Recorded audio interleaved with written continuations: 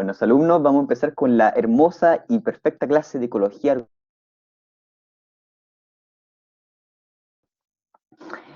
En primer lugar, vamos a ver los contenidos que vamos a evaluar en esta clase. En primer lugar, vamos a ver lo que son las propiedades de las poblaciones, vamos a hablar acerca de las comunidades, de la estructura de las comunidades y finalmente la fluctuación de cómo estas comunidades van cambiando a lo largo del tiempo. Chicos, ¿alguna pregunta hasta ahora? Estoy grabando, ¿verdad? Sí. Perfecto. Si alguien necesita interrumpirme, me puede interrumpir, ya que esta clase es un poquito más corta, entonces podemos conversar un poco más. Claro que en nuestro planeta y en todo, a lo largo de todos nuestros ecosistemas tenemos diferentes organismos. Y todos estos organismos en conjunto van a estar constituidos por lo que ya hemos visto anteriormente. Hablamos de los niveles de organización, por si a alguien no le queda claro.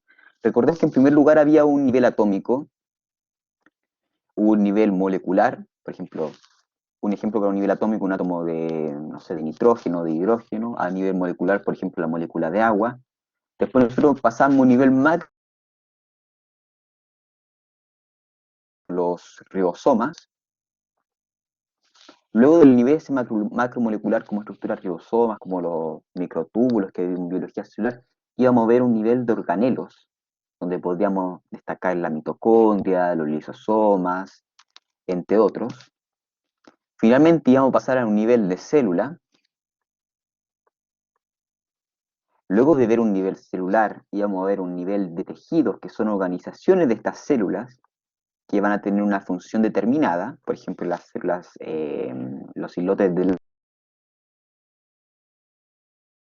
linfa.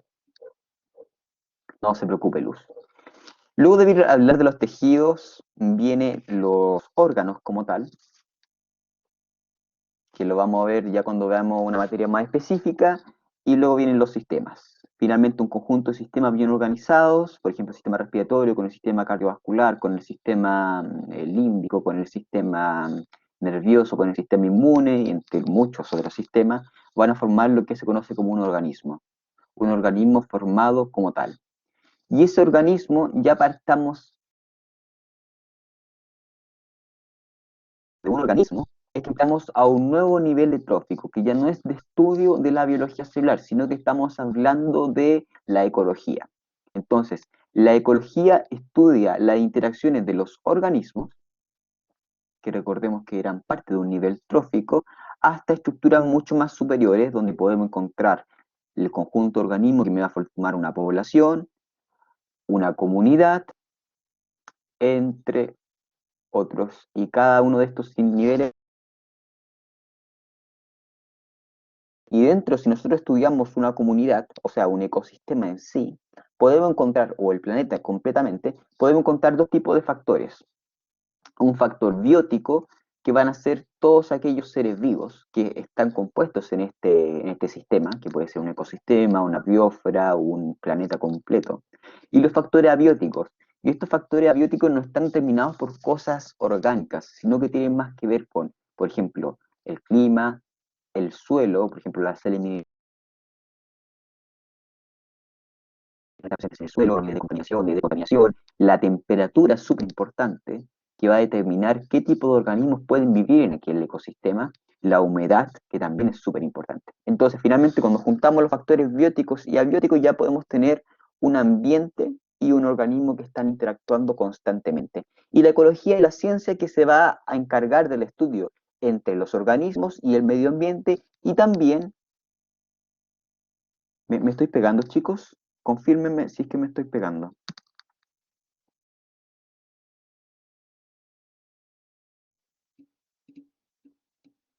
¿Me estoy pegando? ¿Me estoy pegando? Sí, sí, sí. ¿Todos confirman?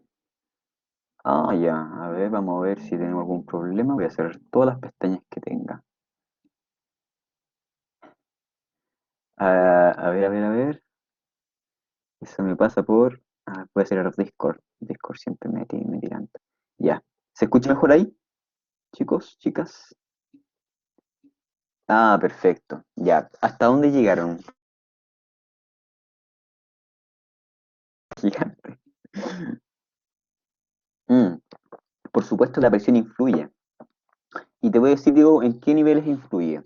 Por ejemplo, nosotros estamos expuestos actualmente a una presión aproximada de una atmósfera que son alrededor de 100.000 pascales, creo que era, o 100 pascales, eso pregúntenle al profe de física. El punto es que yo trabajo en atmósfera. En este lugar hay una atmósfera, pero si yo me voy bajando hacia, por ejemplo, la profundidad del mar, esta presión va a ir subiendo. Y ahí ven otra clase de organismos que bajo presiones realmente altas.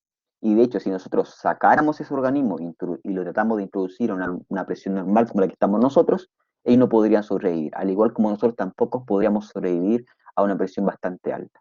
Por lo tanto, sí, la presión, el clima, el suelo, la temperatura y la humedad, que son factores abióticos, se les puede considerar incluso factores evolutivos. Y esa es la clase que a mí me gusta de esta materia. Y estos factores la evolución de las diferentes especies. ¿Por qué tenemos monos en la selva? Porque ellos evolucionaron de tal manera que se pueden adaptar a las condiciones de la selva. No, por Dios, no me digan eso. Estoy motivado por fin. A ver. Esto está conectado. Está conectado. Ah, voy a desconectar.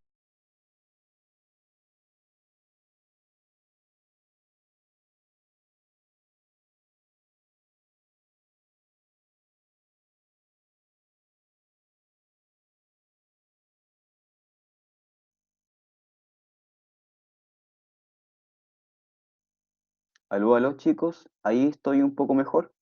Confírmenme. Me acabo de desconectar. ¿Sí? ¿Todo bien?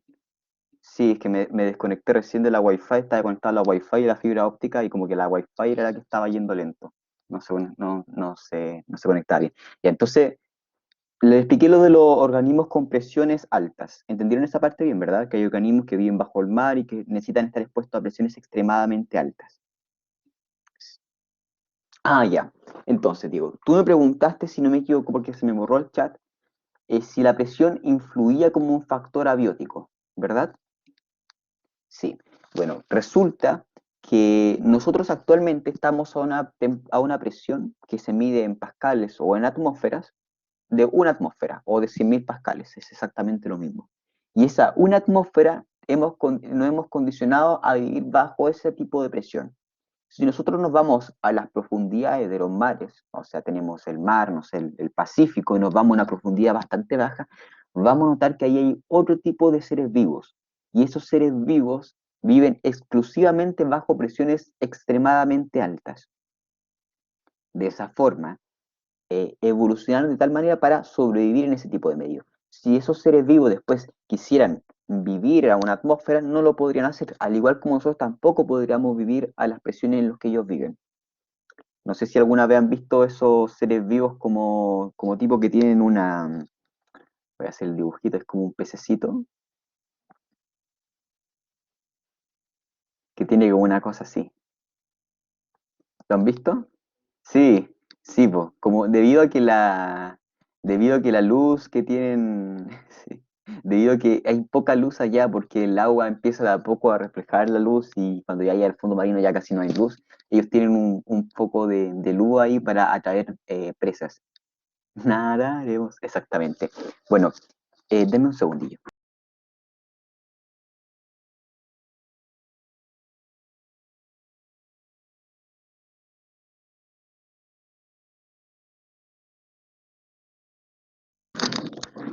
Ahora sí, chicos. Y bueno, resulta que le estaba hablando acerca de estas temperaturas de presión, suelo, temperatura.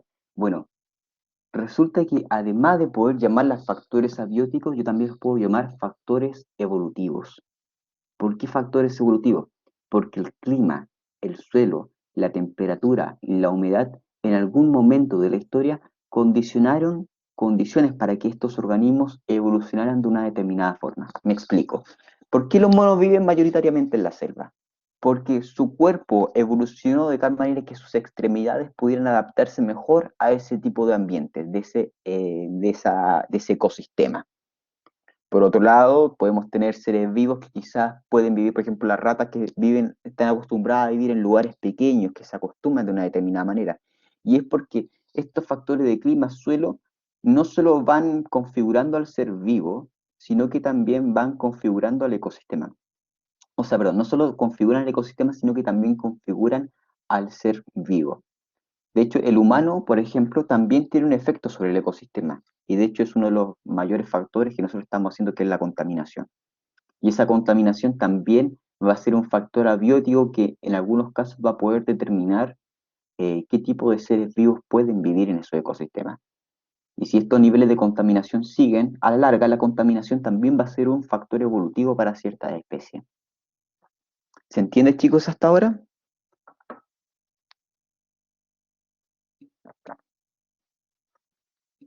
Perfecto. Entonces, bueno, esa es toda la clase, de hecho. No, mentira. Entonces, todos estos factores abióticos que yo le nombré, de temperatura, de presión atmosférica, de agua disponible e incluso de radiación, van a corresponder a algo que se le llama el nicho ecológico. Y este nicho es estudiado y corresponde a todas las funciones que cumple una especie en la comunidad, ¿ya? Entonces, una especie en una comunidad, por ejemplo, no sé, un pájaro determinado, ese pájaro cumple una función de quizás desparasitar o ayudar a la sobrevida de un árbol, quitando plagas que pueda tener, también se reproduce en cierta época del año, entre otras cosas. Es como todo lo que tiene relación con esa especie en particular se le denomina nicho ecológico. De esta manera, los recursos que come, el estilo de vida que tiene, si es sedentario, si es bastante activo, si está en la noche, si está en el día, las actividades que puede ser depredación, que puede ser volar en cierta época del año, las relaciones con otros seres vivos, que pueden ser tanto de comensalismo, como también de depredar a otros organismos, como también de ayudar a otros organismos, que puede ser, por ejemplo, no sé si han visto esos elefantes que tienen unos pájaros arribita y que le quitan los bichitos que tiene. ¿Lo han visto ese ejemplo? Está siempre en el National Geographic, sí. También ese tipo de relaciones y todas las relaciones que tengan con el resto de organismos son fundamentales cuando hablamos de nicho ecológico. Y las condiciones ambientales para sobrevivir y reproducirse. Y dentro de estas condiciones ambientales podemos nombrar todas estas variables que nosotros habíamos dicho que también se le pueden llamar variables evolutivas, como la temperatura, como la presión atmosférica, como el agua disponible, que también es parte de la disponibilidad de recursos, e incluso la radiación. Una alta radiación puede hacer que las especies tengan una menor sobrevida. De hecho, se puede ver en el ser humano, personas que, por ejemplo, que cuando ocurrió ay, ¿cómo se llama este lugar? Allá como en la madre Rusia, donde quedó la embarrada por una explosión nuclear. ¿Alguien se Chernobyl, acuerda? Chernobyl. Exactamente, Chernobyl. Resulta que ahí hubo un error, que se supone que estaban haciendo una simulación y los tipos para apurar la simulación dejaron la embarrada y que bueno, quedó la embarrada, el reactor se fundió y muchas personas que intentaron arreglar la situación, tratar de ponerle un domo arriba de esta cosa, murieron al tiempo después, desarrollaron cáncer. Hay pocas personas que sigan vivas después de esos trabajos que hicieron. Entonces la radiación también puede determinar la sobrevida de diferentes especies. Entonces, como ya adelanté un poco, hay diferentes niveles de organización de cómo estas especies están relacionadas. Uno de ellos son las poblaciones. Y recuerden, esta es típica pregunta de PTU. ¿Qué es una población? Y ustedes van a decir, es un grupo de organismos de la misma especie que se reproducen entre sí y que viven en el mismo espacio, tiempo y lugar geográfico. ¿Les quedó claro, chicos? Población de organismos. Son un grupo de organismos de la misma especie que se reproducen en sí y que ocupan el mismo lugar, en el mismo espacio y en el mismo tiempo. Una pregunta que siempre es preguntable. Y estas poblaciones se estudian. La verdad es que recordemos, si consideramos los leones como todos los leones que hay en el mundo, no sería una población. Pero si consideramos pequeños grupos de leones en África que van viajando y que están en el 2021 y que están justo en la zona no sé, no conozco esa región en África, pero están justo en una zona determinada, sí sería una población. Pero si hablamos de leones, como leones en seco, estamos hablando de una especie, no de una población. Entonces, los leones pueden ser una población si están agrupados de tal manera. Y se reproducen entre ellos, por supuesto, y al mismo tiempo. Entonces, estas poblaciones, las estrellas de mar, por supuesto, las estrellas de mar que están ubicadas en una cierta parte, o sea, la estrella de mar es lo mismo que les acabo de decir, la estrella de mar en general es una especie, pero si todas estas se agrupan de una determinada manera, se les considera una población de estrella de mar. Es que no necesariamente ahí hay un error. Eso de se entrecruzan entre sí no es necesariamente así. Puede ser que haya algunas que tengan reproducción asexual, sí, pero la idea es que dejan descendencia. La idea de todo esto es que los organismos van a dejar una descendencia, en general. Ahora, esto de que se entrecruzan entre sí no es tan característico, o sea, no siempre es característico de una población, puede que haya diferentes definiciones, pero lo que sí tiene que haber siempre es que tienen que convivir en el mismo lugar y en el mismo tiempo. Sí. Ahora, las comunidades son un conjunto de poblaciones, antes de decir eso, las poblaciones van a ser la unidad evolutiva, que lo vamos a ver adelante. Las poblaciones son las que evolucionan, no las especies.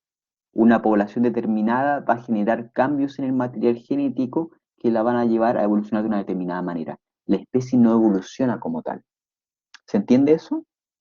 Nosotros venimos de una población determinada de mamífero del género Homo que se ubicó en el África antiguo en alrededor de tal año. Y a partir de esto hubieron descendencias que llegaron al género Homo, el Homo sapiens, el Homo neanderthals, entre otros, donde nosotros somos el Homo sapiens, por ejemplo. Pero nosotros evolucionamos no desde una especie, evolucionamos desde una población de una especie. ¿Me explico, chicos y chicas?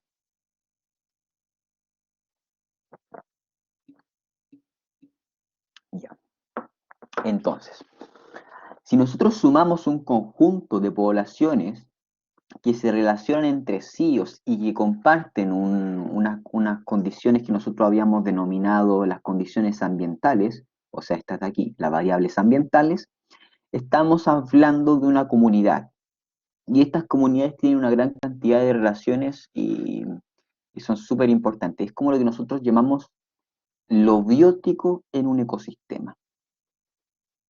Entonces nosotros tenemos un ecosistema y ese ecosistema va a estar formado por la comunidad de ese ecosistema, que es la parte biótica, y el ambiente, que es la parte abiótica.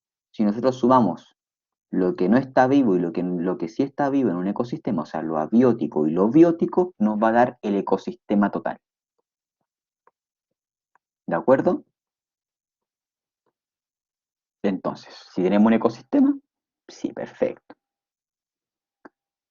Entonces las poblaciones tienen diferentes características propias, la abundancia, la densidad, de cómo están distribuidas las poblaciones, la estructura etaria o de edades, la tasa de natalidad, la tasa de mortalidad, las migraciones y el patrón de crecimiento. Aquí te falta un dato. Entonces, estos individuos se pueden interusar y tener diferentes relaciones interespecíficas, o sea, entre la misma especie y entre específicas, o sea, entre diferentes especies. Lo vamos a ver más adelante. Y bueno, viéndonos a estas propiedades que yo le adelanté, podemos tener la abundancia, que es el tamaño total de esta población, que es el número de individuos, por ejemplo, una población de 100 camellos. Ya. Entonces tenemos una población de 100 camellos. Y cuando estamos hablando de 100 camellos de esta población, estamos hablando de la abundancia de esta población. Pero ahora hablamos de la densidad. No es lo mismo que esta población sean 100 camellos en un área de 1 kilómetro cúbico o, o versus o 100 kilómetros cúbicos. Hay una diferencia. Por eso mismo, si nosotros hablamos, por ejemplo, de la población de Santiago de Chile, perdón para los de regiones, que es aproximadamente de 8 millones de personas, y la comparamos la, con la población, no sé, de Pilpil, Tiltil, perdón. No hay nadie de Tiltil, ¿verdad? Entonces, si nosotros comparamos estas dos poblaciones, evidentemente la que va a tener mayor abundancia en organismos va a ser la población de Santiago, ¿ya?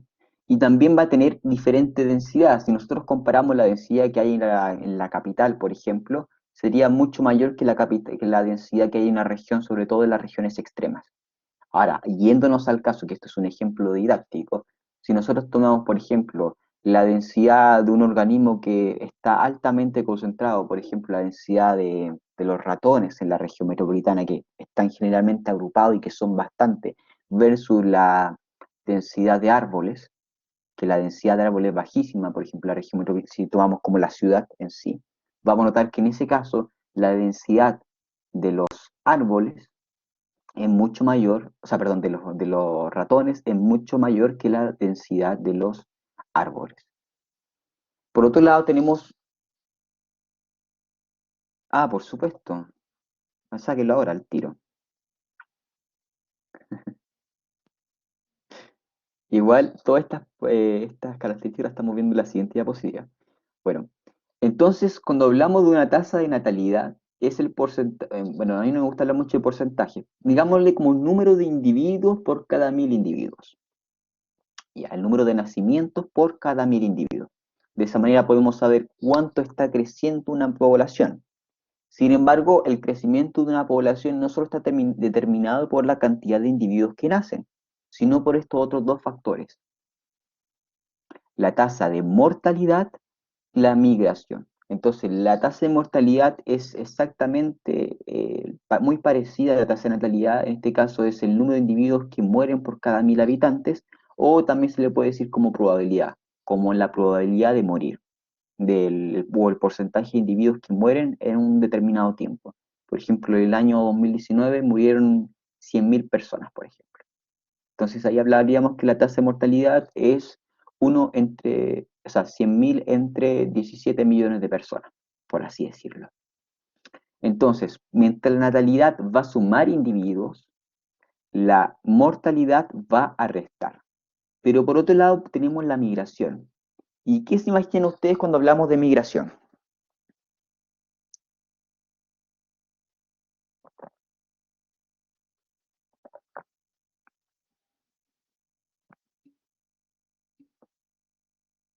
¿Ya? Que vuelven. Unos me dicen que aumenta, otros dicen que disminuye. Bueno, la migración como tal es simplemente el flujo de individuos de una población. O sea, tenemos una población. Hay personas que nacen, o hay individuos que nacen, hay individuos que mueren, pero hay individuos que llegan, y eso se llama inmigración, que es un tipo de migración, y hay individuos que se van, y eso se llama emigración. Entonces, cuando hablamos de inmigración, que entran, y cuando hablamos de emigración, que se van. Si nosotros generalmente no hablamos de inmigrantes, la gente que llega, por ejemplo, personas de Latinoamérica, como colombianos, como argentinos, como peruanos, siempre hablamos de inmigrantes. Por eso nunca hablamos de emigrantes, porque emigrantes generalmente no lo vemos, pero eso también es un concepto que tienen que manejar. Los emigrantes son aquellas personas que se van del país. Por ejemplo, una población, bueno, es poco visible en general en la naturaleza, es difícil de estudiarlo, pero estudiémoslo a nivel del ser humano. Si nosotros tomamos, por ejemplo, un país, en este caso Venezuela, veríamos que la tasa de emigración es bastante alta, porque muchas personas escapan de ese país, porque las condiciones ambientales, o sea, el sistema en el que ellos viven, no es lo suficientemente bueno como para mantener una vida segura para ellos. Por otro lado, los individuos que inmigran en Chile son bastante altos porque se tiene la creencia de que en Chile hay una mejor calidad de vida. Entonces, si se fijan, el ambiente no solo determina las condiciones en que viven los individuos, sino que van a determinar propiedades de estas poblaciones.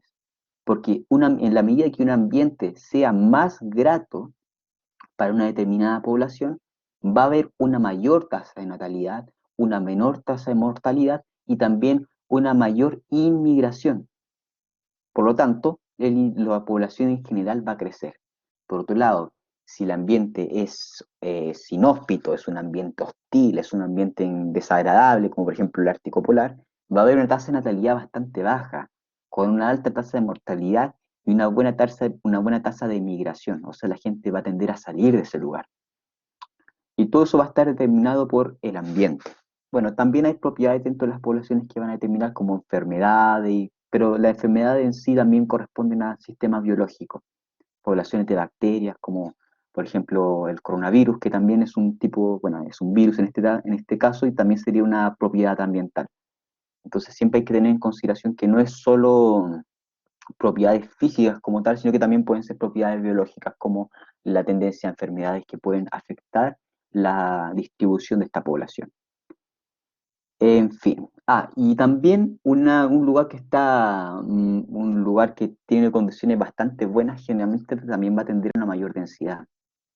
Cuando ocurrió en el siglo pasado, si no me equivoco, o el antepasado, la gente de región, que antiguamente estábamos un poquito más bien distribuidos en Chile, pero debido a que Santiago en particular se empezó a industrializar, la inmigración, o sea, desde las regiones hacia la región metropolitana aumentó bastante. Y de hecho es una de las causas de por qué actualmente Santiago de Chile ahora está demasiado condensado. En fin, eso sería todo por parte de eso. Y dentro de estas poblaciones nosotros podemos estudiar cómo están distribuidas. Entonces, no es lo mismo tener una población bastante bien distribuida que una mal distribuida. En particular, por ejemplo, podemos tener, en este caso tenemos una distribución azarosa, perdón, no, esta no es una distribución azarosa. Una distribución azarosa sería como algo así, o aleatoria. En este caso vemos que los individuos están distribuidos de tal manera que se encuentran en cualquier parte, pero bien separados entre sí. No hay una tendencia a juntarse, ¿ya? Una distribución agrupada en donde esto se puede ver, por ejemplo, cuando dijeron los leones. Los leones tienden a tener sus distribuciones más bien agrupadas porque viven en manadas, como también los lobos también y diferentes tipos de cazadores se agrupan en manadas para tener una mayor sobrevida. De esa manera pueden tener una mayor probabilidad de cazar a un determinado individuo, de depredarlo.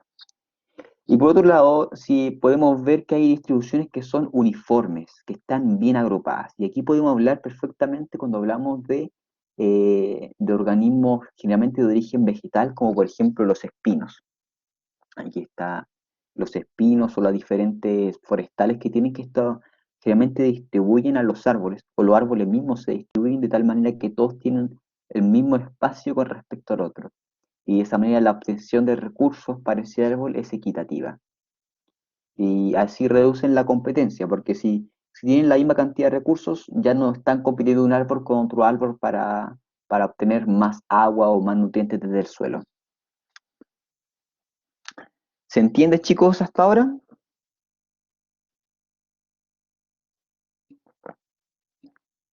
Perfecto. Si alguien no entiende, me dice no. Otro tipo de estas características de las distribuciones que estamos hablando, de las poblaciones, son la estructura etaria que tienen. Entonces podemos distinguir tres etapas de la vida de un individuo. La edad cuando la edad prereproductiva, la edad reproductiva y la edad postreproductiva. Entonces, en una prereproductiva los individuos tienden a ser más. En general, en casi todas las poblaciones del mundo, los individuos prereproductivos tienden a ser más. Y en la medida que nosotros vamos subiendo en la edad, los individuos tienden a fallecer, en general. Ahora, si hablamos de la población humana, eso claramente no pasa porque actualmente están naciendo pocos individuos, lo que hace que esta escala se esté dando vuelta o se esté más que nada igualando. En fin, entonces, ¿qué nos importa dentro de esto? Que estos organismos van a formar una pirámide y esta pirámide va a ser una pirámide etaria. Hay organismos que pueden romper la estructura de esto, pero los vamos a ver más adelante. En fin. Eh, ¿Algo más que decir aquí? La razón por la que van disminuyendo, evidentemente, los organismos en la medida que hablamos avanzando por la edad, es la mortalidad. No es la emigración, no es nada más, sino que la mortalidad va a determinar que los individuos que están en cadenas más superiores van a morir y van a disminuir su número. profe Aurora habrá llegado? No, todavía no. En fin, chicos, ¿alguna pregunta con respecto a esto?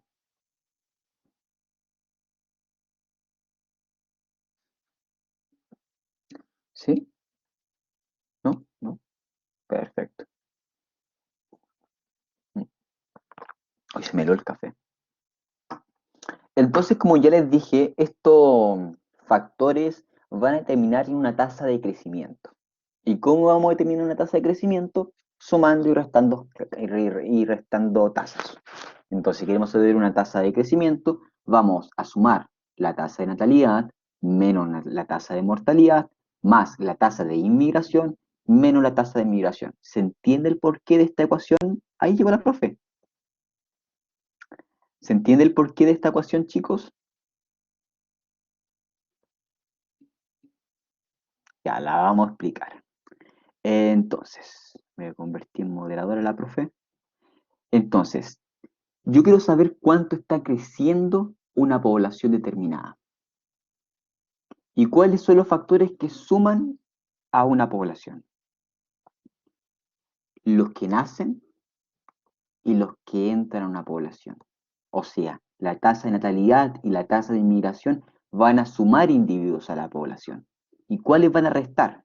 Los que van a restar van a ser la gente que muere o los individuos que mueren y los individuos que se van. De esa manera, si yo, recordemos que todas estas son tasas, o sea, individuos por cada 1000 habitantes. Si yo sumo los individuos que nacen por cada 1000 habitantes menos los individuos que mueren por cada 1000 habitantes, más los individuos que llegan por cada 1000 habitantes y menos los individuos que se van, nos da un número. Por ejemplo, la población de Santiago, no es Santiago, la población de, ¿hay alguien aquí de Arica? Creo que no. Dígame una región. ¿Quién es de región aquí? Para que le diga su región. Ya. Tenemos a alguien de Castro. ¿Esa es la región de Castro o la ciudad de Castro? La ciudad, no sé si, no me parece que no hay una región de Castro. No me juzguen, chicos, por favor. Yo no sé mucho de estas cosas. Ya. La población en Castro son 41.000 habitantes. Lo googleé. Ya. Imaginémonos que en Castro nacen 1000 individuos en el año 2020. 2020, ya, 2020, ¿ya? Mueren 100, no, eh, mueren 400 individuos en el año 2020. Inmigran 100 personas, o sea, llegan 100 personas y se van 200. ¿Ya? Entonces, ¿qué yo hago? Yo digo, ok, estos eran los que nacen, estos eran los que mueren, estos eran los inmigrantes y estos eran los emigrantes. Entonces, si yo hago esto, ya nacen 1000, esto se suma, mueren 400, esto se resta, inmigran 100, esto se suma y emigran, o sea, se van 200, o sea, esto resta. Ahora yo hago el cálculo, 1000 menos 4000, o sea, 1000 menos 400 me da 600, más 100 me da 700 y menos 200 me da 500. O sea, en total, en ese año, la población sumó 500 personas. ¿Se entiende? Pero esa no es la tasa de natalidad. Ahora, la tasa de natalidad se hace el 500, las 500 personas nuevas que hay en esta población, partido en las 41.000, perdón, sí, las 41.000 que hay, y todo eso lo multiplicó por 1000. Ahora, hago el cálculo. Tengo la calculadora a mano, ¿no? Entonces ya vengo preparado. 500 dividido 41.000. Obviamente los cálculos de la PTU van a ser más fáciles. Y por 1000. Entonces este número me da 12. ¿Y qué significa ese 12? Es muy bien, Valentina. Significa que por cada 1000 habitantes la tasa de crecimiento es 12 por cada 1000 habitantes. Porque la idea es que esta tasa nos quede por cada 1000 habitantes. De esa manera nos da un número más o menos redondito.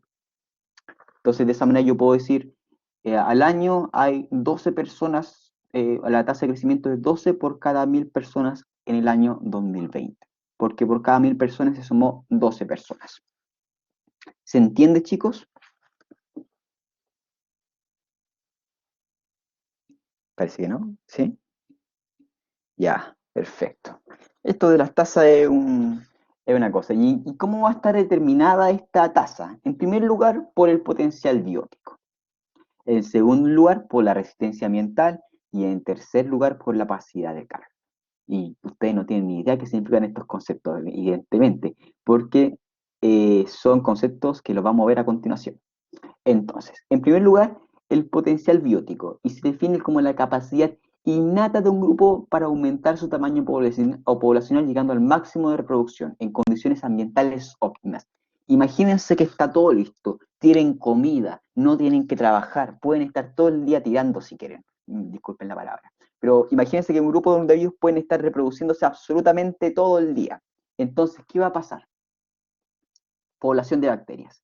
Si tomamos una población de bacterias y tiene las condiciones óptimas, nutrientes, un ambiente limpio, vamos a notar que esta población va a crecer de esta determinada manera. Y esta dinámica de crecimiento, de que esta crece descontroladamente, y es porque tiene todos los recursos a un nivel óptimo, perdón, se le llama potencial biótico. Ahora, esto no pasa en la vida real. ¿Y por qué no pasa en la vida real? Porque hay condiciones ambientales que tiene el ambiente que pueden inhibir o regular el crecimiento poblacional.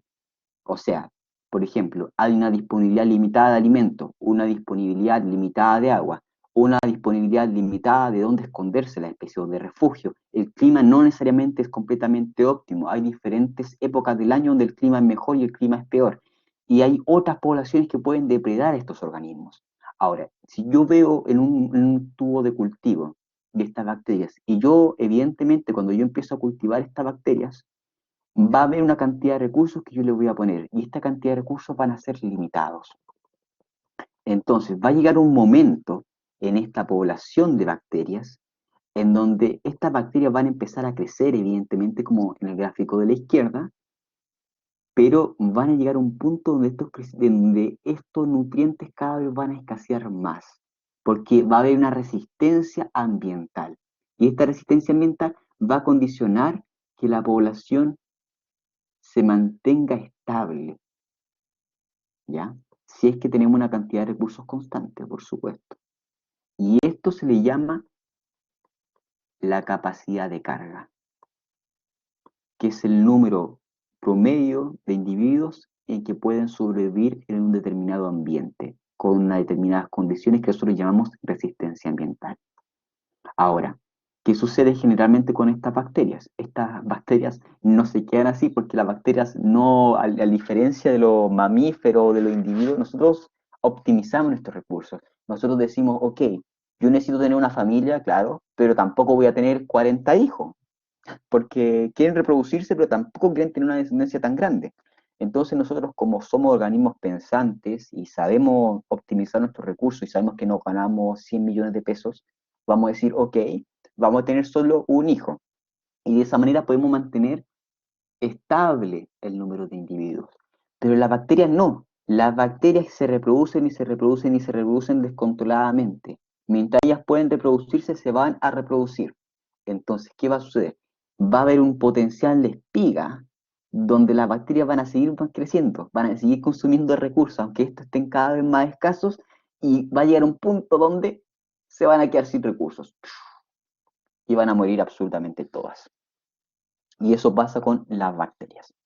En el caso de los organismos que sí podemos tener una estrategia de crecimiento, como los organismos humanos, como la especie humana, como los primates en general, y en general como la mayoría de los mamíferos, vamos a tener un rango de promedio de individuos que vamos a sobrevivir en esas condiciones. Y ese número se va a mantener relativamente constante. Pero en el ser humano no pasa eso. O sea, si bien los individuos del ser humano pueden mantener un número constante, lo cierto es que en las últimas décadas y en el último milenio la cantidad de individuos humanos ha crecido enormemente. Y es porque no es que los recursos hayan aumentado, sino que ahora tenemos diferentes formas de acceder a estos recursos. Descubrimos que el mundo ya no era una pequeña parte en Europa, sino que empezamos a expandirnos y a explotar diferentes recursos. Descubrimos cómo aumentar nuestra esperanza de vida, descubrimos cómo, y en la medida que nosotros aumentamos nuestra esperanza de vida, también reducimos aún más los recursos, porque un individuo que vive más consume más a lo largo del tiempo, un individuo que más se reproduce más, un individuo que vive más tiende a tener más contaminación, en fin. Por eso tenemos una estrategia actualmente más parecida a la de las bacterias. Es un poco irónico, la verdad. De hecho, es muy posible que llegue un punto donde la disponibilidad de recursos sea tan baja que haya un decrecimiento masivo en los individuos de la especie humana. Hay científicos que lo aseguran así. ¿Puedo Bueno, acotar algo ahí? sí, por supuesto. Que esa condición de que en la gráfica primero suba mucho y después baje rápidamente, ocurre en mamíferos. Se han hecho estudios en ratones hace muchos años en donde se ponían, como no sé, una población pequeñita de ratones en una jaula gigante donde tenían de todo. Todo suministro de agua, de comida, espacios de refugio, eran felices. Entonces los ratones felices se empiezan a reproducir porque pueden ocupar más espacio. Hasta que se reproducen, hasta que les empieza a faltar espacio, su hábitat empieza a ser más limitado, no tienen tanto espacio para refugio para cada un individuo, no tienen tanta disponibilidad de agua y comida. Entonces empiezan a competir entre ellos, empiezan a pelear y aumenta la tasa de mortalidad y disminuye la tasa de natalidad porque los...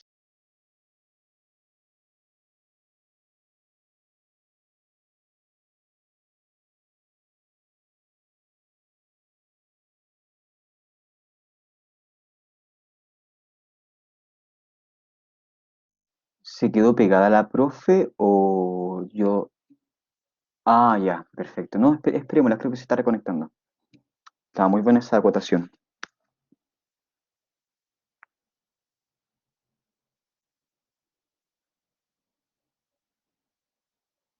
Sí, a ver, le voy a preguntar.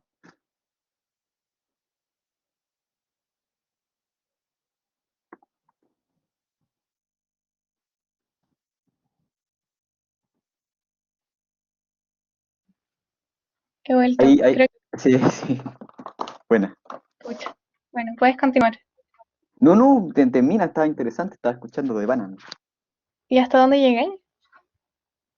Le estaba ahí explicando por qué ocurría esto. Que cuando la población aumenta mucho versus su cantidad de área en su hábitat, la especie deja de reproducirse por decisión propia y las especies que pueden reproducirse aparte se pelean entre ellos. Sí, ese mismo. Y bueno, eso también aplica en mamíferos y nosotros somos mamíferos. Sí, bastante interesante ese punto. Que como yo les dije, está en mi clase favorita, de hecho, de todas las clases. Bueno, sigamos con los. Bueno, acabamos de, creo, hacer el medio spoiler de la presentación, pero efectivamente, aquí podemos tener diferentes patrones de crecimiento. En primer lugar, si nosotros analizamos un crecimiento de este tipo, este es un crecimiento exponencial, podemos ver que la curva sigue en la medida que hay una disponibilidad de recursos suficiente para mantenerla, por supuesto, y este crecimiento va a seguir. Esto es propio de, por ejemplo, las bacterias y organismos que no tienen una capacidad pensante, por ejemplo, protozoos, bacterias, entre otros tipos de organismos. También creo que los insectos, ahí la profe Aurora quizás tiene un poco más de conocimiento de eso. Por ejemplo, creo que hay personas que cultivan insectos. Bueno, en fin. Entonces cada vez el número va aumentando a un nivel exponencial. 1, 2, 4, 8, luego el doble 16, luego 32, luego 64. Y es porque la tasa se va aumentando a un nivel de duplicación. Por otro lado, ¿alguien sabe lo que es la logística? Díganme sí, díganme no.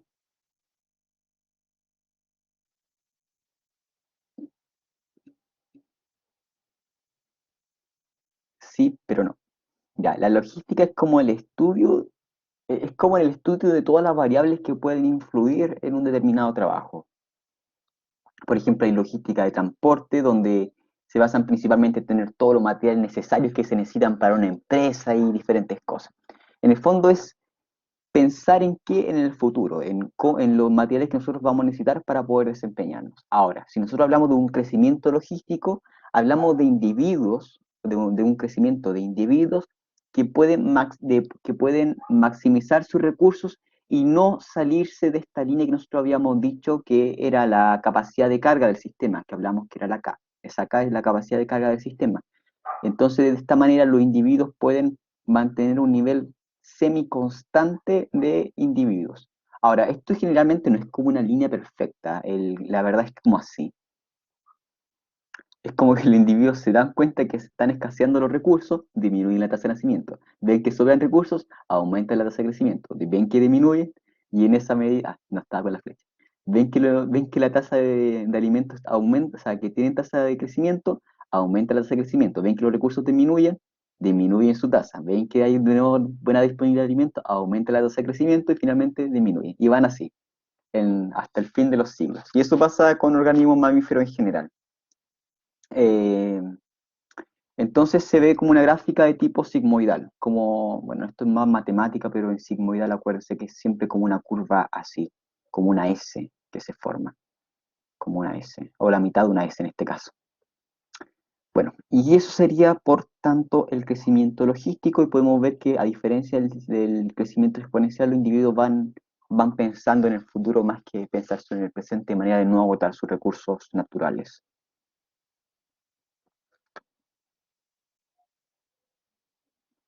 ¿De acuerdo, chicos?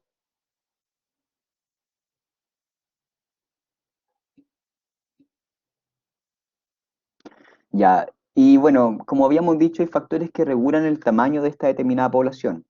Hay factores limitantes, donde hay un límite específico que puede ser determinado por la cantidad de nutrientes, la disponibles para diferentes microorganismos, por ejemplo las bacterias, la tolerancia a la luz, la salinidad, súper importante la salinidad, la gente siempre la mira a huevo, pero lo cierto es que los individuos solo pueden vivir en condiciones salinas determinadas, sobre todo los mamíferos de la especie animal, excepto por supuesto los peces, que los peces de mar que obviamente pueden vivir a salinidades mayores.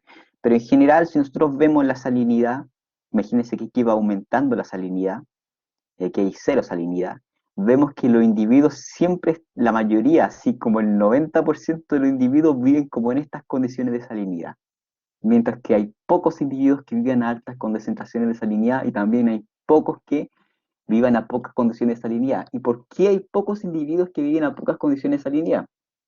Porque recuerden que nosotros estamos formados por una membrana plasmática y esa membrana plasmática va a ocurrir un fenómeno llamado osmosis. Entonces, si tenemos muy bajas concentraciones de salinidad, es de esperarse que mucha agua entre a las células. Y en organismos animales esto es letal porque ocurre un fenómeno llamado citólisis, que es cuando la célula explota, que se le expliqué como lo de los glóbulos rojos, ¿se acuerdan? Sí. Bueno, y bueno, en general los individuos van a estar en ciertas condiciones de salinidad específica. Entonces, todos estos factores van a ser un factor limitante para ciertos individuos. Si estos caen a niveles en que no lo pueden tolerar, recordemos del concepto de tolerancia, estos organismos como peces y microorganismos van a morir por diferentes factores como falta de oxígeno, como falta de salinidad o mucha salinidad, entre otras cositas. Y van a regular el crecimiento de la población. Hay factores que son podemos distinguir factores limitantes, pero estos factores pueden ser dependientes o independientes de la densidad. Si nosotros tomamos factores que son independientes de la densidad, son aquellos que no consiguen la densidad de la población. Por ejemplo, la población de insectos está limitada en número que puede reproducirse antes de las heladas del invierno, porque en ciertas condiciones, cuando ya llega el invierno, estos organismos ya no pueden sobrevivir. Entonces, la tasa de crecimiento va a estar condicionada según el número de individuos que pueden reproducirse en condiciones donde ellos pueden reproducirse, porque en invierno la mayoría, como no sé si han visto los insectos, pero como que se congelan así, y no pueden reproducirse en invierno. O sea, estamos hablando de factores más de tipo abiótico. Por otro lado, hay tasas dependientes de la densidad y es cuando hay una alta natalidad y mortalidad, o sea, o diferentes tasas de natalidad y mortalidad, estas van a afectar la densidad poblacional. Si aumenta mucho la población sí, esa es la razón por la que hay mucho frío en invierno. Si aumenta mucho la población es de notarse que hay una menor disponibilidad de alimentos. Y si disminuye, va también a aumentar, si disminuye la tasa de individuos, también quiere decir que va a haber una mayor disponibilidad de alimentos y es normal que los individuos tendan a crecer. De hecho, creo que las grandes extinciones han servido mucho para el crecimiento de diferentes organismos. O sea, de hecho, una de las razones de por qué los mamíferos surgieron, otra razón para preferir invierno. De hecho, una de las razones por las que los mamíferos surgieron, si no me equivoco, aquí la profesora me puede corregir, pero es debido a que había una especie dominante, que eran en este caso los dinosaurios, y tenían la mayor, como el monopolio del alimento, así estos gallos sobrevivían, consumían los mamíferos, entre otras cosas. Eh, y una vez que se extinguieron, permitieron el paso de que otras estructuras de seres vivos, en este caso los mamíferos y otros tipos de animales, pudieran tener una mayor probabilidad de sobrevivir y estos pudieron crecer. Porque entonces no es solo que una especie esté determinada solo por su propia densidad, sino que la densidad de los individuos ajenos también va a determinar el crecimiento de una población. ¿Se entiende?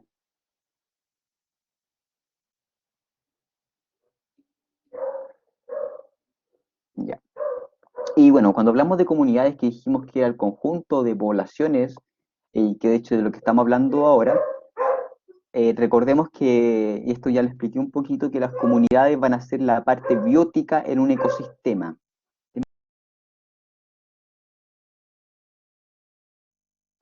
Lo siento, es que mi perra entró. Entonces, estos factores bióticos o biotopos van a ser perdón, los, bueno, el biotopo va a ser el factor abiótico en el fondo, abiótico, mientras que la comunidad en este caso sería el factor biótico. Entonces, el biotopo se va a relacionar con lo biótico para generar lo que se conoce como el ecosistema. Y esto, el biotopo también va a considerar diferentes tipos de crecimiento, diferentes especies, lo que va a tener bastantes consideraciones dentro de las comunidades. Aurora, si quieres agregar algo aquí, me ayudaría bastante.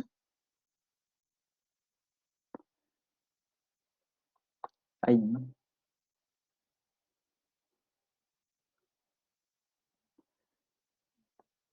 Bueno, entonces, bueno, eso es todo lo que tengo que decir de la comunidad, la verdad. No hay mucho. Entonces hay estructuras propias de una comunidad y al igual que hay estructuras propias de o características propias de una población, también vamos a hablar acerca de lo mismo en la comunidad, donde podemos hablar de la riqueza, que es el número de especies presentes. Ya no hablamos de individuos, sino que de especies. Y esto va a tener una directa relación con lo que es la diversidad. Una población que es rica en nutrientes, que es una mayor disponibilidad de alimentos, por ejemplo, no sé, la selva amazónica, generalmente va a tener un mayor número de especies. Por lo tanto, la riqueza va a estar determinada por la capacidad de nutrientes que tiene un determinado ecosistema. La abundancia, al igual que hay una abundancia en las poblaciones, también hay una abundancia a nivel de comunidad. Y esta va a estar determinada por el número de individuos en una población o comunidad en un área determinada. En este caso estamos hablando de una abundancia en términos de comunidad. Y pasa lo mismo que dijimos delante, que la disponibilidad de alimentos también va a determinar el número de individuos de una comunidad. Hay una abundancia relativa, que es la proporción de cada especie en una comunidad. O sea, si yo tengo una población, no sé, que es bastante abundante versus una que es poco abundante, generalmente va a haber una mayor representación, o sea, una mayor abundancia relativa de esa especie que está más abundante, versus una proporción o una abundancia relativa menor en la especie que es menos abundante. Esto está muy relacionado con las plagas. Cuando hay un individuo que está introducido dentro de un ecosistema, por ejemplo, un insecto que no es propio de un determinado ecosistema, este se empieza a reproducir de forma descontrolada y aumenta la la proporción relativa de esta especie en un ecosistema que es ajeno a él, lo que hace que los individuos tengan una menor disponibilidad de recursos que son propios de ellos. Como que llega alguien y se empieza a comer y a reproducir y deja la embarrada porque cada vez hay menos recursos para ti. Entonces, en la introducción de especies es algo demasiado negativo, sobre todo para los ecosistemas. La dominancia es la especie que sobresale en una comunidad por el número de organismos o por tamaño.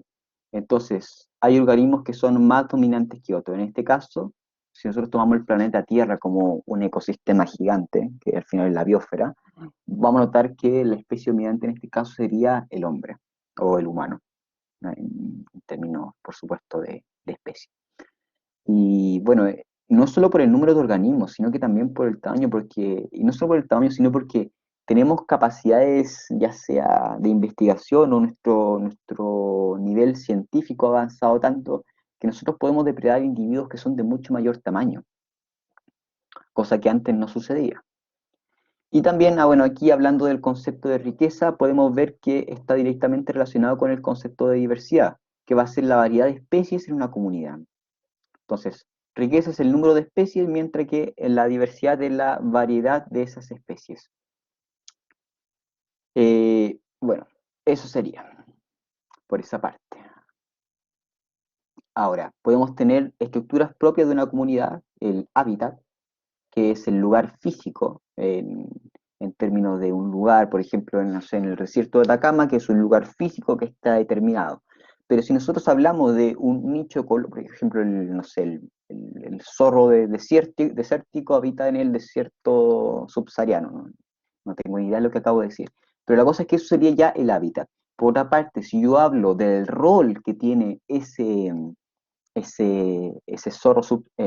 zorro desértico dentro del hábitat, ya sea lo que se reproduce, ya sea en qué época se reproduce, ya sea lo que depreda, ya sea cómo se va a relacionar con otros individuos, estoy hablando de un nicho, en este caso del nicho ecológico de ese organismo. Eso sería por esa parte, que ya lo adelantamos en estructuras pasadas. Podemos ver que hay estratos a nivel de esta comunidad, que pueden tener distintos estratos a nivel de estratificaciones que pueden ser horizontales o verticales. Si nosotros tomamos a nivel, por ejemplo, de un bosque en este caso, podemos ver que hay distintos estratos. Si vemos a nivel de superficie, por supuesto, de arriba hacia abajo, vemos que la superficie inferior va a estar principalmente dada por pasto en este caso. O, por ejemplo, llamamos el estrato herbásico. Por otro lado, si aumentamos un poco el nivel, va a estar mayormente ocupado por arbustos. Ahora, si nosotros sumamos el estrato superior, sería un estrato más arbóreo. Y en general, muchas comunidades van a depender de estos estratos. Hay organismos que viven, por ejemplo, más en el estrato arbolario, que tienden a estar más superficialmente. Hay individuos animales pequeños, roedores principalmente, que van a estar en un estrato más bajo, como el estrato herbáceo, y que van a hacer su nicho ecológico, o sea, todo lo que van a hacer de nacer, de reproducirse, de comer, lo van a hacer en este estrato. Y eso sería como su pequeño hábitat, como su mini hábitat. Por otro lado, hay un estrato subterráneo donde no solo van a estar las raíces de estos árboles, sino que también van a haber diferentes microorganismos. Microorganismos o, por ejemplo, animales como gusanos que van a vivir en ese estrato. Y no por eso van a tener, o sea, y por eso mismo van a tener esa parte específica del ecosistema. Ahora, el ecosistema en sí sería todo esto de acá, completo. Pero ellos van a tener su propio nicho en ese estrato específico de la comunidad. Estas comunidades en general, los límites, hablar de límites es difícil porque muchas tienen bastante inmigraciones, sobre todo cuando hablamos de poblaciones de mamíferos. Entonces es difícil de limitar, sobre todo cuando están en manadas, si hablamos de leones. Hablar acerca o de cómo esto se relaciona es difícil limitar hacia dónde está el límite de esta comunidad, porque tienden a haber inmigraciones y inmigraciones. Si hablamos de una isla, por ejemplo, que está aquí está el ejemplo, que es un lugar limitado, que está rodeado por mar, que los organismos animales y vegetales no pueden escapar de esto, claramente es mucho más fácil limitar esta comunidad. Ahora, hay zonas intermedias. Esto se ve más que nada sobre todo en aves. Por ejemplo, nosotros podríamos tener un, no sé, un ecosistema determinado, ¿ya? Y en este ecosistema hay una gran población de diferentes individuos. Imaginemos que hay una población de aves. Y justo aquí en medio de este ecosistema, por ejemplo, hay en este caso voy a poner un límite no natural, pero también sirve por un límite natural. Hay una carretera. Entonces, los individuos que están en la parte A y en la parte B no van a poder transitar. Entonces, hay un límite natural, o sea, un límite innatural que los va a dividir. Ahora, por ejemplo, esto podría ser perfectamente un río. Y si fuera un río, hay especies incluso de aves que no atraviesen el río, que comprenden que su territorio, que es donde viven, de que es su nicho ecológico, no puede sobrepasar ese río. Entonces, muchas aves ni siquiera traspasan esos ríos. Hay otros límites, por supuesto, como fronteras de bosque, cuando tenemos un bosque limitado y luego de ese bosque hay no sé, una sabana, y evidentemente no van a poder atravesar hacia allá porque comprenden que su nicho ecológico está alrededor de ese bosque y que su cadena alimenticia, de cómo ellos se nutren, de dónde ellos se reproducen, está determinada por la presencia del bosque. Praderas que también son un límite natural, valles y orillas de un río, que es el concepto que yo le acabo de decir. Finalmente, ¿qué fue lo que más les llamó la atención de esta clase? Una pregunta abierta, chicos.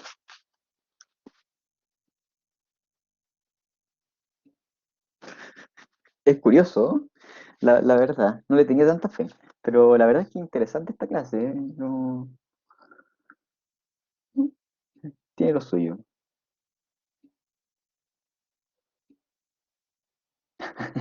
Pensé que iba a ser entretenido. Sí, sí, es que la verdad, miren, se van a topar. Hay cosas que son interesantes, hay datos freak que son interesantes, pero la verdad es que es poco probable que le pregunten conceptos como directos, así como una comunidad. Lo más probable es que le van a poner ejemplos, y estos ejemplos usted va a tener que analizar bien lo que le están pidiendo, y a partir de esos ejemplos ustedes van a poder analizar y ver. Por ejemplo, te ponen una tabla de diferentes ecosistemas y te dicen la variedad de organismos que hay. Y ahí hay conclusiones. Podemos concluir de esto que la diversidad está condicionada por la capacidad de recursos que hay o de productores primarios, y ahí hay que hacer una especie de análisis para poder tenerlo. Sí, las relaciones de las comunidades son súper importantes, de hecho, tienen que tenerlas siempre en cuenta. Profe Aurora está por ahí. Sí, para que practiquen más, les preparamos unas preguntas tipo PTU para que practiquen. Es un Kahoot, van a tener 1 minuto y medio para responder cada pregunta, como si estuvieran haciendo la prueba. Así que les voy a pedir que se metan a la página y les voy a mandar al tiro el código. Va a compartir pantalla? Sí, denme un segundito. Yo también puedo participar, ¿o no? Sí, por supuesto, todos pueden participar. Perfecto.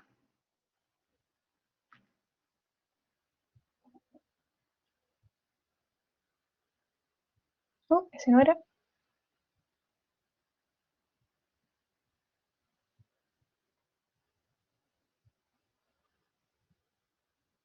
Ay, qué pesado.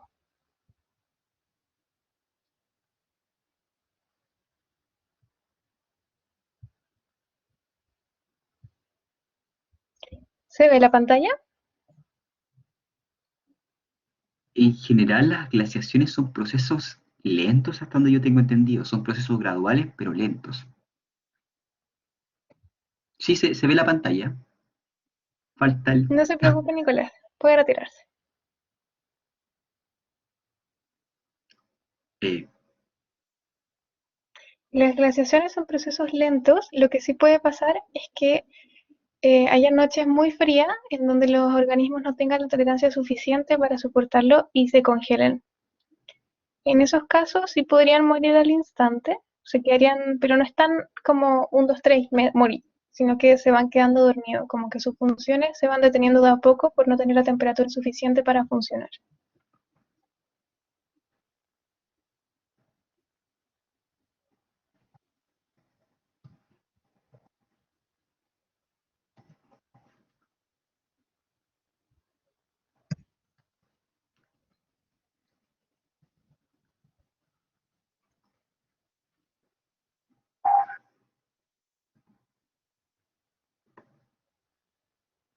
Vamos a dar 2 minutitos más para que se conecten.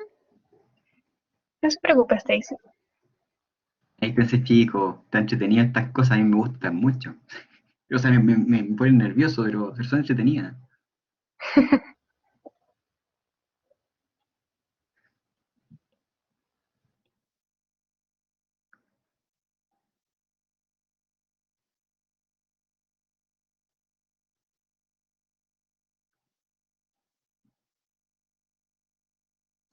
Oh, se puede descargar, no tenía idea. Sí, Kahoot está hecho principalmente para los celulares. Funciona mucho mejor que en el computador.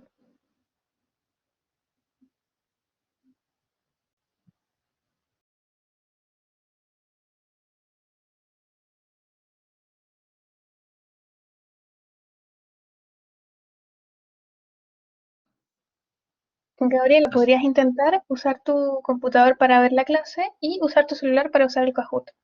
Quizás así sea más rápido. Claro. Y si alguien definitivamente no puede, puede ver las preguntas, una de esas, y la discutimos Claro, igual. pueden quedarse conectados para ver las preguntas y lo pueden intentar responder en su cuaderno, porque son preguntas PT1. Bueno, la idea es que las practiquen ustedes.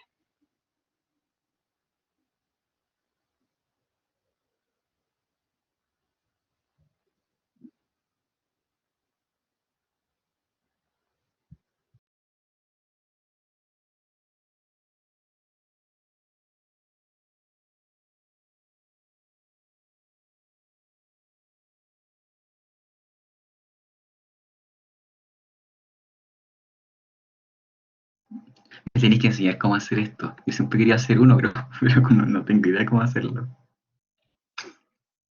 Son entretenidos. Sí, feliz te enseño, tiene muchas cosas choras. Ya, ¿alguien más que se quiera conectar? ¿Hable ahora o calle para siempre?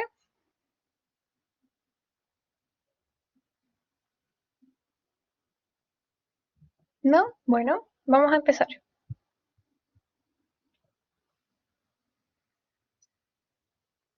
Ahí viene con genética, ojo, ojo. Sí, esto también es para que repasen materia anterior.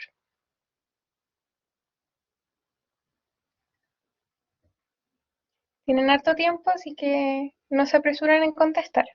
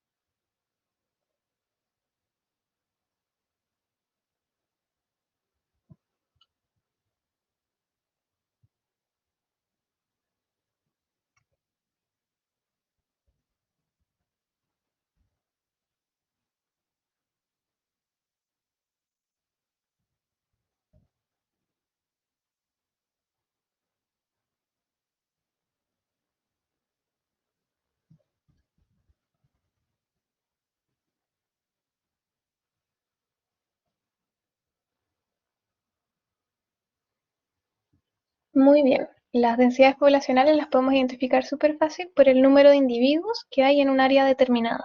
Esta área puede estar representada por metros cuadrados, kilómetros cuadrados, también puede ser en volumen. No, y sí, ¿Cómo? que la Easy me va ganando. Ah,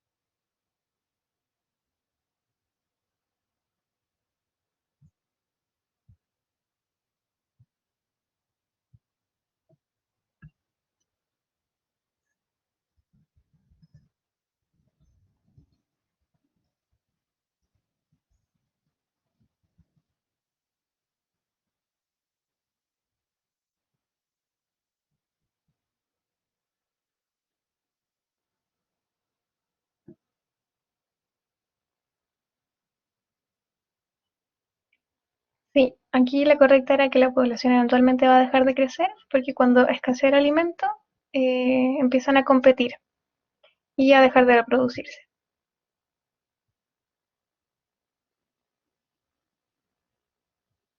Dejaron abajo el profe Benja. Soy lento para responder estas cosas. Está bien, hay que pensar.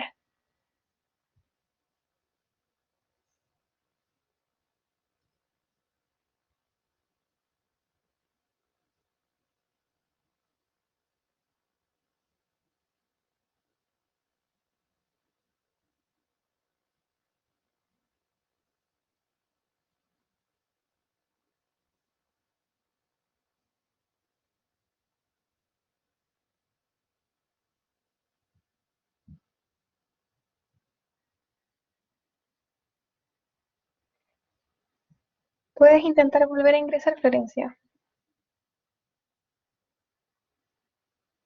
o seguir respondiendo las preguntas desde tu cuaderno.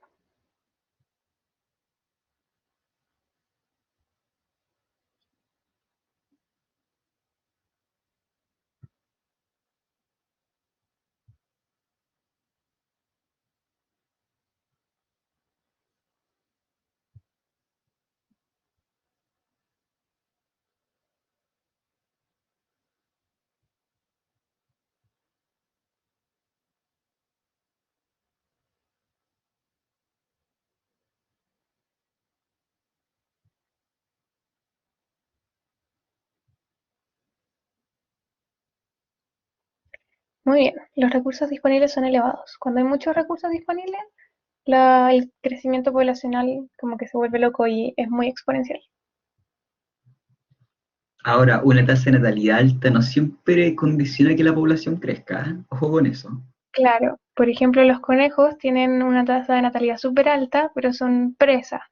Entonces, tienen muchos factores que hacen que su población disminuya constantemente.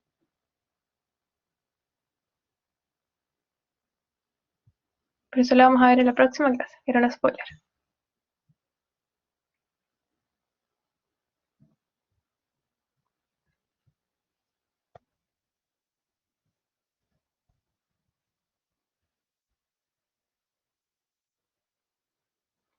Los pitofagos, para los que no lo tienen claro, son los herbívoros, como una vaca.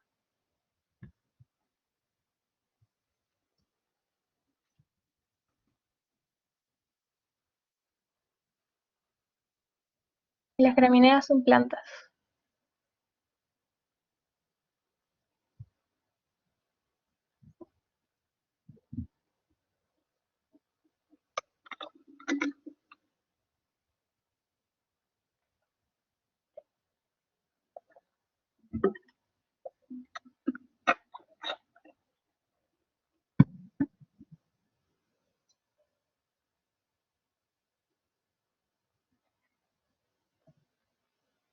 Correcto, era verdadera porque aquí tenemos un conjunto de distintas poblaciones de, que interactúan con su medio ambiente. Y esa es la definición de una comunidad. En este tipo de preguntas, ustedes tienen que identificar qué cosas están presentes.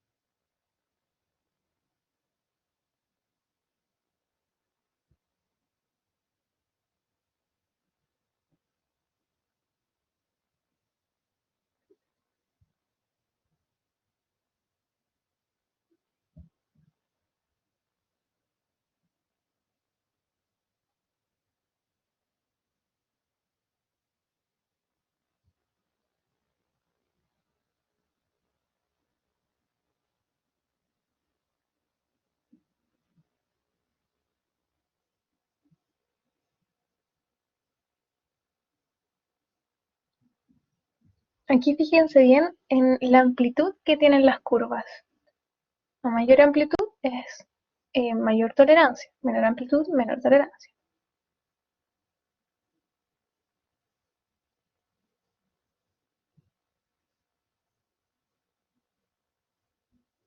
Es como el ejemplo de la sal que les dije de la salinidad.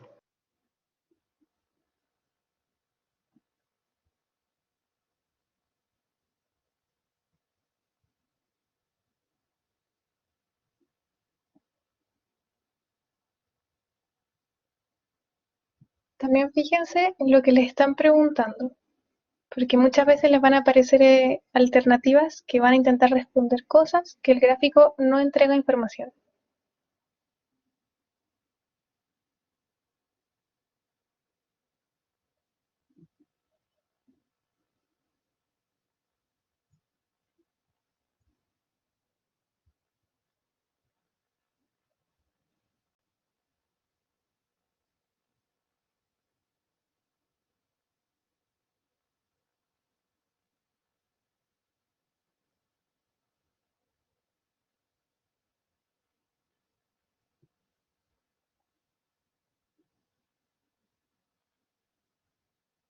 Muy bien, era la especie 2 que soportaba mejores variaciones ambientales.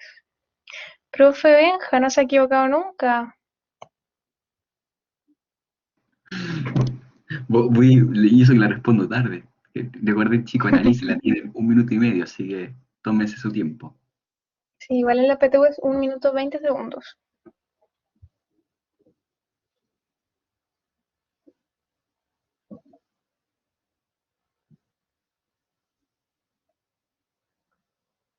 Estoy recordando materia anterior.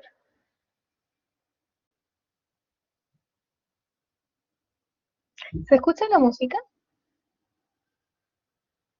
No, no, yo por lo menos no la Oh, escucho. A mí me desespera un poco, la verdad. ¿no la escuchan nada? Le puse una música de suspenso.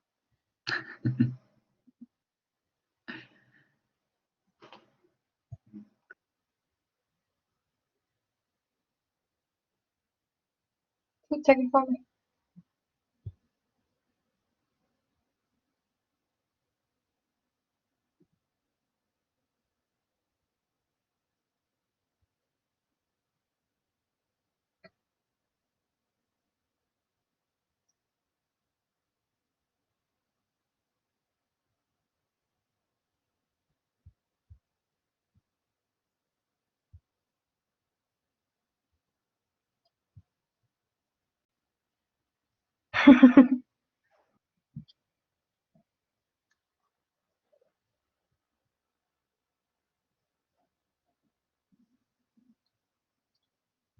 Son células con más de un núcleo porque la citocinesis lo que hace es separar en dos las células que se están formando, las dos células hijas.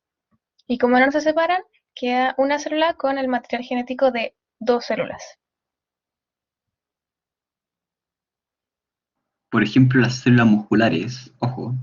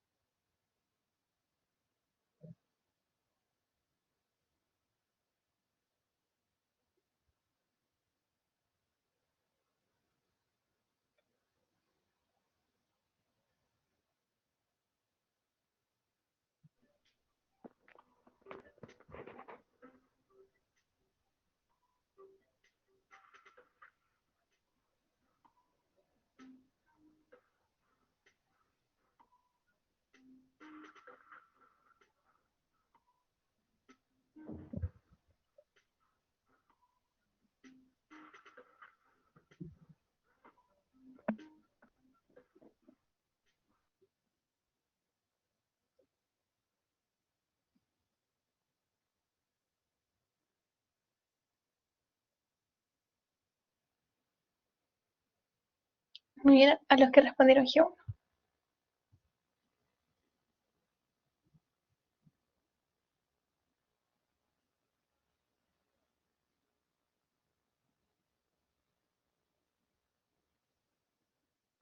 Ojo que es G1 porque ahora lo voy a explicar después.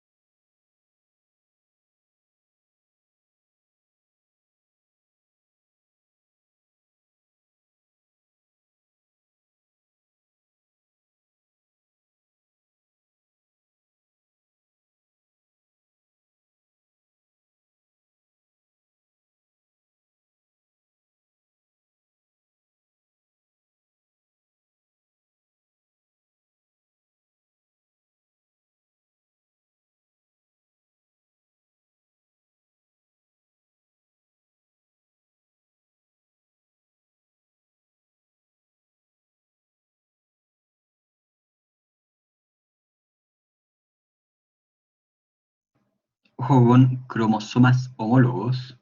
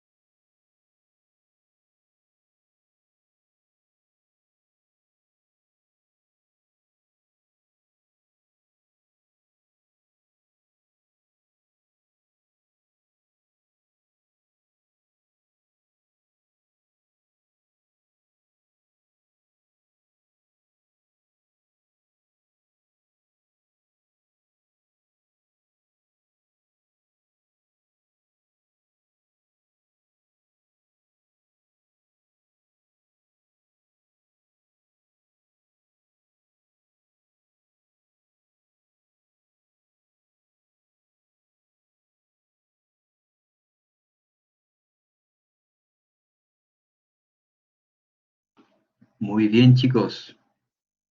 Ay, no.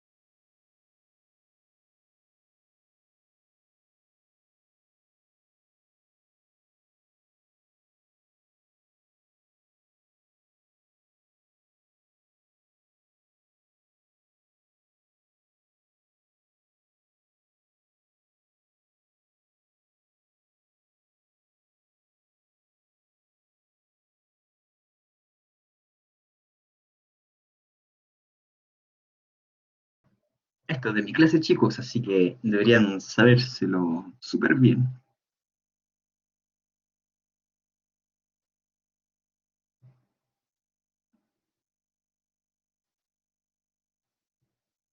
Acuérdense que era un alelo dominante. ¿Qué pasaba cuando había un alelo dominante?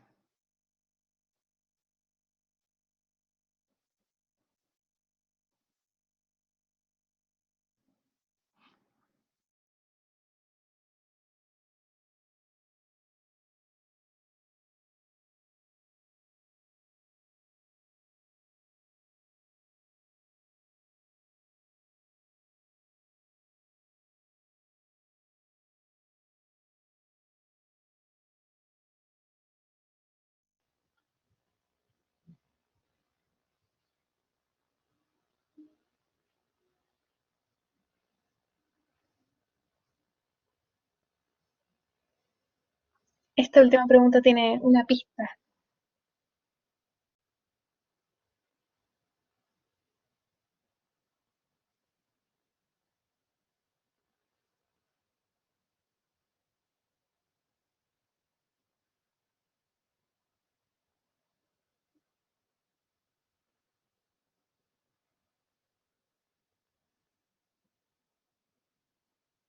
Recuerden que los genes holándricos son los que se encuentran en el cromosoma Y. El cromosoma Y solamente se encuentra en los hombres, así que solo se hereda de padres a hijos.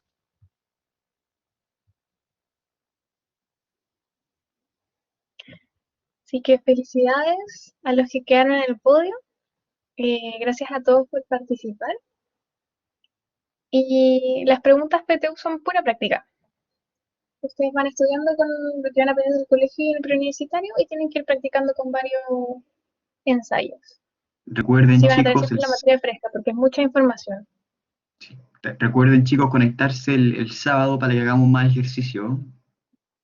El sábado vamos a tener una clasecita. Sí, ¿A les qué hora vamos es, a mandar profesor? una encuesta para que confirmen la hora que más les acomode. Probablemente sea la misma que antes, que sea a las 5 de la tarde. Ya. Eso. Así que, Ya, bueno, gracias, chicos, profesora. que estén Y muy bien. profesor, Sí. una consulta, ¿cuándo subirían las otras clases, las anteriores, a YouTube? Ah, oh, no sé esa parte. Lo vamos a hacer en lo medida de lo posible, en pronto tiempo. Muchas gracias.